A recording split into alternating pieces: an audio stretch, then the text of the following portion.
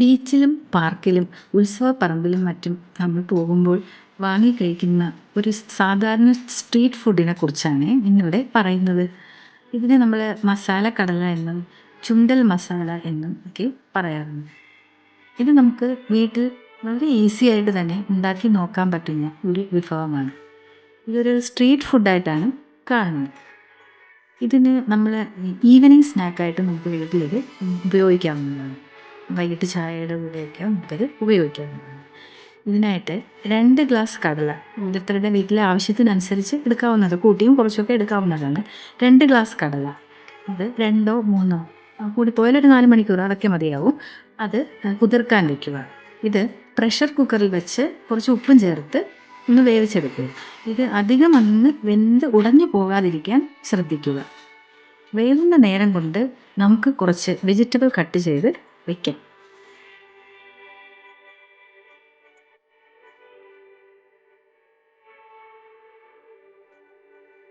Pressure കുക്കറിൽ കടല വേകുന്ന ആ നേരം കൊണ്ട് നമുക്ക് കുറച്ച് വെജിറ്റബിൾസൊക്കെ കട്ട് ചെയ്ത് വെക്കാവുന്നതാണ്.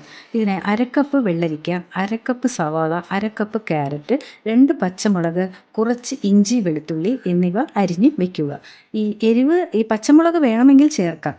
കുട്ടികൾക്കൊക്കെ ആണെങ്കിൽ എരിവ് അതിനനുസരിച്ച് കുറച്ചോ കൂട്ടിയോ ഒക്കെ നമുക്ക് ഉപയോഗിക്കാവുന്നതാണ്. വെളിച്ചെണ്ണയോ സൺഫ്ലവർ ഓയിലോ ഉപയോഗിച്ച് ഇഞ്ചി, വെളുത്തുള്ളി, പച്ചമുളക് എന്നിവ നന്നായി വഴറ്റി എടുക്കുക. ഇതിലേക്ക് 1/4 സ്പൂൺ മഞ്ഞൾപ്പൊടി, 1/2 സ്പൂൺ ഗരം മസാല, 1/2 സ്പൂൺ കുരുമുളക് പൊടി, 1/2 സ്പൂൺ കാശ്മീരി മുളക് പൊടി എന്നിവ ഉപ്പും ചേർത്ത് ഇളക്കി എടുക്കുക. ഇതിൻ്റെ കൂടെ നമ്മൾ നേരത്തെ അരിഞ്ഞ് തയ്യാറാക്കി വെച്ചിട്ടുള്ള ആ വെജിറ്റബിൾസ് എല്ലാം കൂടി ഇതിൻ്റെ കൂടെ ആഡ് ചെയ്ത് കൊടുക്കുക.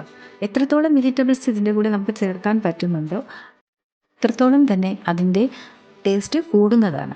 ഇതിൻ്റെ കൂടെ തന്നെ ഒരു മുറി നാരങ്ങ നീര് പിഴിഞ്ഞ് നമ്മൾ ഇതിൻ്റെ കൂടെ ചേർത്ത് കൊടുത്താൽ കുറച്ചുകൂടി സ്വാദ് കൂടുന്നതാണ്. അങ്ങനെ നമുക്ക് വീട്ടിൽ തന്നെ വളരെ ഈസി ആയിട്ട് തന്നെ ഈ ഒരു ഈവനിങ് സ്നാക്കായിട്ട് ഉണ്ടാക്കിയെടുക്കാവുന്നതാണ്. ഇത് വളരെ ഹെൽത്തി ആയിട്ടുള്ള ഒരു സ്നാക്ക് കൂടിയാണ്.